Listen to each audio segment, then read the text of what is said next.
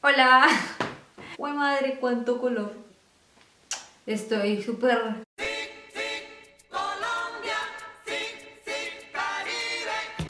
En el video anterior estuvimos hablando sobre el origen de los anticonceptivos y estas cosas. Entonces hoy vamos a seguir con la segunda parte porque es la que abarca la época victoriana. Pero pues no puedo empezar a contarles como desde el siglo XVII-XVIII sin antes haberlos como contextualizado en lo que es el origen de lo antiguo, antiguísimo. Y bueno, si me están viendo maquillada como en el video anterior, es porque evidentemente he aprovechado este bello makeup, aunque ustedes me estarán viendo muchísimo este labial, que es el que en este momento tengo en los labios.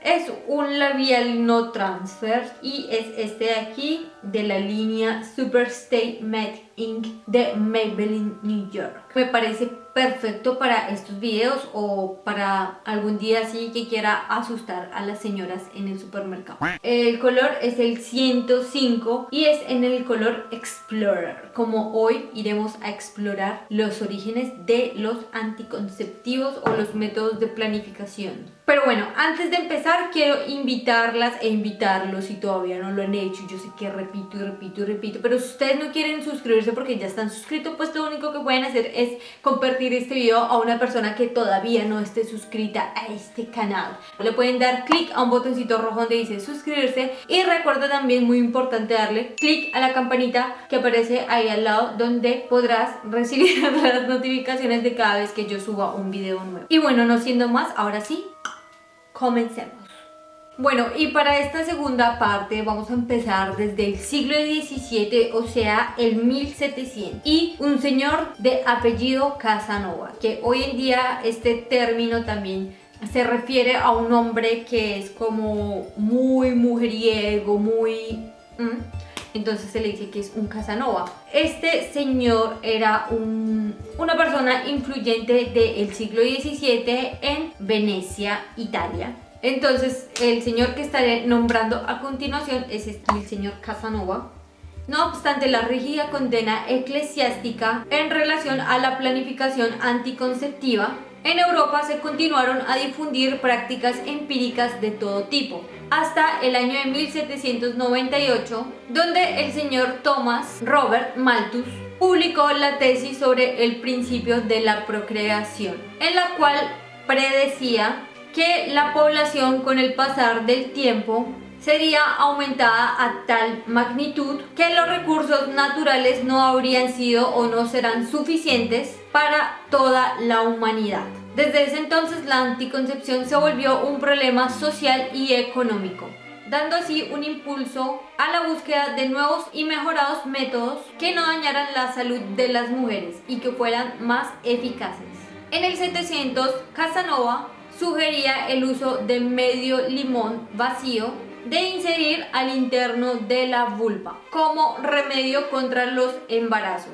Por una parte se confiaba a la acidez de esta fruta y del otro lado se confiaba en la protección mecánica de la forma de la cáscara de esta fruta. Ese fue uno de los antepasados del moderno método del diafragma, inventado alrededor del año 1800.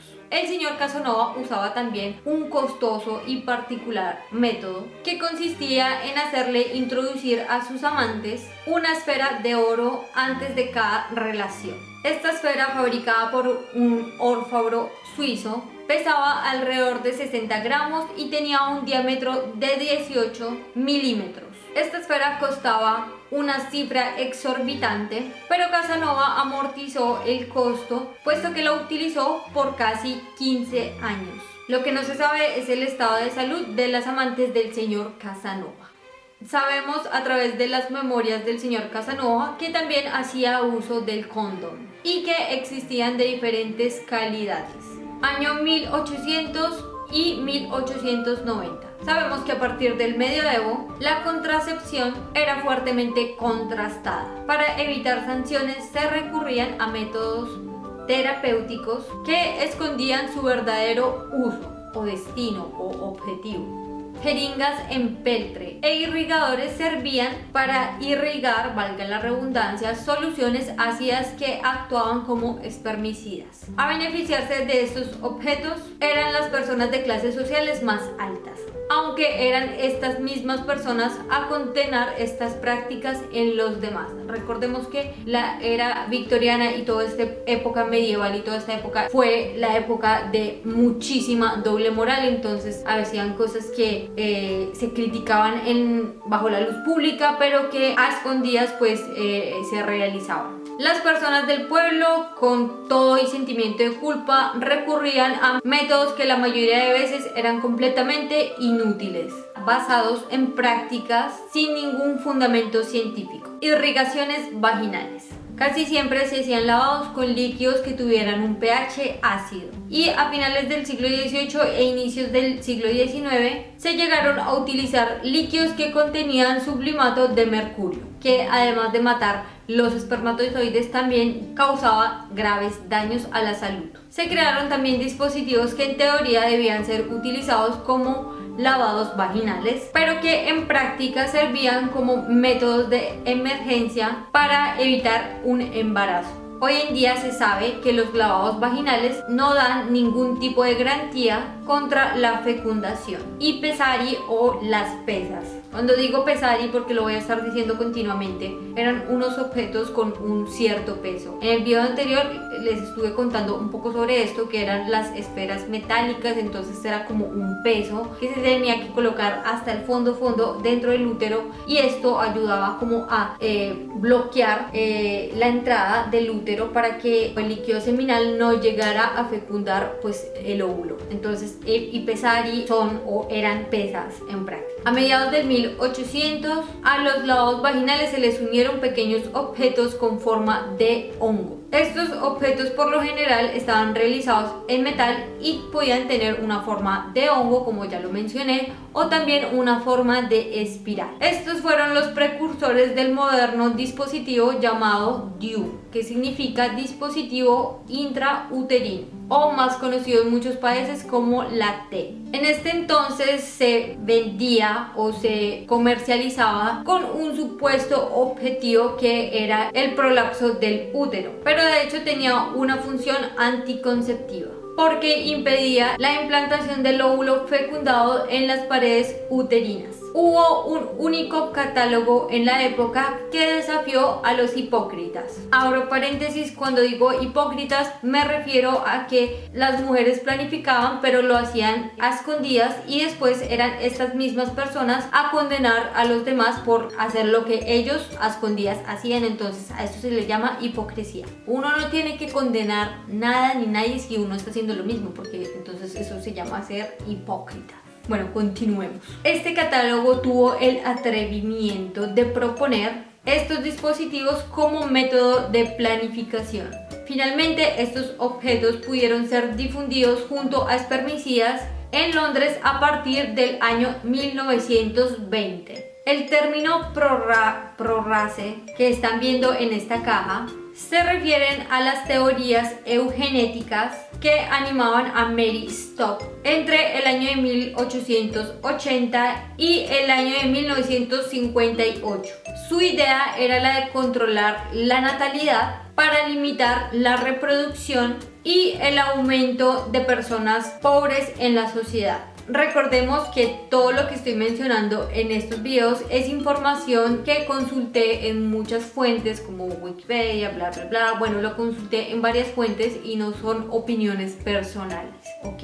Mis opiniones pues me las tengo para mí, de vez en cuando por ahí sale una que otra cosilla, pero porque estamos volviendo a la época medieval. Pessario de Clark era fundamentalmente un tampón uterino que se introducía en la cavidad cervical para impedir la comunicación entre la vagina y el interior del útero. A través de los dos pequeños huecos colocados en uno de los costados del disco se amarraba un hilo de seda para facilitar la extracción, el set uretector. Este pequeño cófano del inicio del 1900 contenía una serie de dispositivos uterinos de diferentes tamaños y su aplicador. Era como un kit. El uretector tenía una pequeña mejora con relación al Clark. no tamponaba completamente, por lo que podía ser dejado por muchísimo más tiempo y era muchísimo más fácil de colocar dentro del cuello uterino. Pesos anticoncepcionales en oro, plata o níquel. La introducción de estos dispositivos era facilitado porque se introducían con la ayuda de una cápsula de gelatina que una vez dentro del cuerpo se derretía y permitía que los brazos de esta especie de T se abrieran y quedaran fijos. Pesario bimular. Este dispositivo fue comercializado en Australia entre el año de 1930 y el año de 1945. Fue vendido y comercializado como terapia contra el prolapso uterino, pero sobre todo era aconsejado para esas mujeres delicadas que por anomalías pélvicas debían evitar un embarazo. Se aconsejaba de lubrificarlo muy bien con la ayuda de vaselina y de no removerlo sino hasta después de 6 horas de haber tenido la relación sexual. También era aconsejado hacer un lavado vaginal inmediatamente después de haberlo quitado. El boro y los aplicadores. Muchos de los anticonceptivos en crema o gel contenían esta sustancia llamada boro, que tiene un efecto fuertemente espermicida. El boro y sus compuestos se usaban en varios remedios de la medicina popular a finales del siglo XVIII. Para poner estos polvos se realizaban dispositivos atomizadores especialmente hechos para las mujeres y fueron utilizados mayormente en Inglaterra y Alemania. Este método era un poco loco, puesto que la relación se debía hacer inmediatamente después de haber colocado estos polvos allá adentro y no por más de 30 minutos. Este no fue un método absolutamente eficaz y tampoco seguro para la salud de la mujer, ni del hombre, yo creo. El diafragma. La goma moderna, inventada en el año de 1838, se utilizó rápidamente para fabricar el diafragma, método que anteriormente había sido utilizado en la antigüedad. Ya lo he nombrado varias veces, entonces pues creo que ya sabemos de qué estamos hablando, y es de crear una barrera para que el líquido seminal no llegue hasta el útero y de ahí fecunde el óvulo. Fue un ginecólogo alemán a recomendar el uso de este dispositivo en goma en el año de 1880. Una alternativa al diafragma que fue utilizada por décadas en Europa fue la copa cervical, no la copa menstrual. Ojo, no quiero que se me confundan, la copa menstrual va dentro de la cavidad vaginal, copa cervical va mucho más adentro, mucho más hasta el fondo. Tampoco sé cuánto era eficaz esta copa cervical. El preservativo. El primer preservativo realizado en goma después de la invención de la goma vulcanizada fue producido en el año de 1855. Este tipo de condón fue utilizado a gran escala por los soldados alemanes en la Primera Guerra Mundial. Los primeros preservativos en látex fueron creados después del año de 1929. Se dice que la palabra condón o condón tuvo origen por un tal doctor Condon, que lo habría supuestamente inventado en el siglo XVI para el rey Carlos II de Inglaterra. Aunque los habitantes del pueblito francés de Condom se atribuyen la paternidad de esta palabra, puesto que en las carnicerías de este pueblo habrían sido los primeros en utilizar las tripas de los becerros como material para la versión más antigua de este preservativo, la espiral. Al inicio del 900 se empezó a experimentar con otros materiales y finalmente triunfó el plástico y el cobre. En el año de 1960 se descubrió que una pequeña cantidad de cobre evitaría que los espermatozoides fecundaran el óvulo, y fue así como se llegó a crear el DIU moderno, que es una T de plástico con un hilo de cobre enrollado. Creo que hoy en día también existe una versión mucho más moderna de la T que ya no tiene cobre pero que deja hormonas. Método Ogino-Knaus.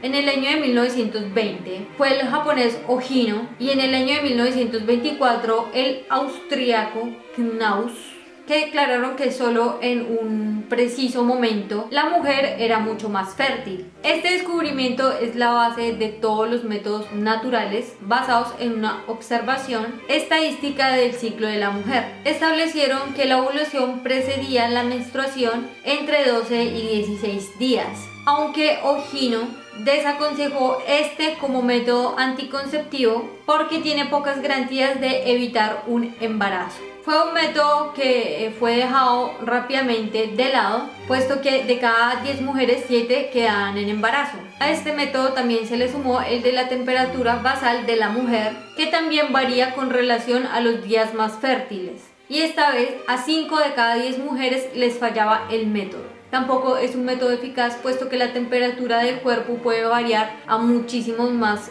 factores, como la temperatura del ambiente o enfermedades, fiebre. Entonces no es como 100% seguro tomarse la temperatura para calcular esto. Y ahora les voy a contar un dato curioso sobre Italia, y es que solamente en el año de 1971 fue declarado ilegítimo el artículo 553 del Código Penal italiano, que multaba con 400.000 liras de ese entonces o recluía por un año a toda aquella persona que incitara a las prácticas antiprocreación o que hiciera propaganda en favor a estas. Ya no se puede reputar ilícita la divulgación pública de estos métodos para el control de la natalidad. Distinto era el caso de los países del norte de Europa, como Francia, Alemania, Suiza, Inglaterra e incluso España, donde se hizo pública la información de los métodos anticonceptivos. En Italia, la píldora para planificar llegó décadas después que en el resto de Europa. Y otro dato curioso es que hasta más o menos esa época también era prohibido que en los diccionarios se encontraran palabras que tuvieran una referencia o que hicieran referimiento a la palabra anticoncepción o estas cosas. Y bueno, mis amores, esto ha sido todo por el video de hoy. Esta es la segunda parte, como les había contado. Si no se han visto la primera, la van a estar encontrando abajo en la cajita de información, porque es mucho más angustiante que esta. Hasta aquí va como la historia de la planificación. Recuerden compartir este video me parece muy importante como información. Entonces me daría muchísimo gusto que lo compartieran, no solamente con las mujeres, sino también con los hombres, porque es importante conocer los orígenes y saber hasta qué punto estamos.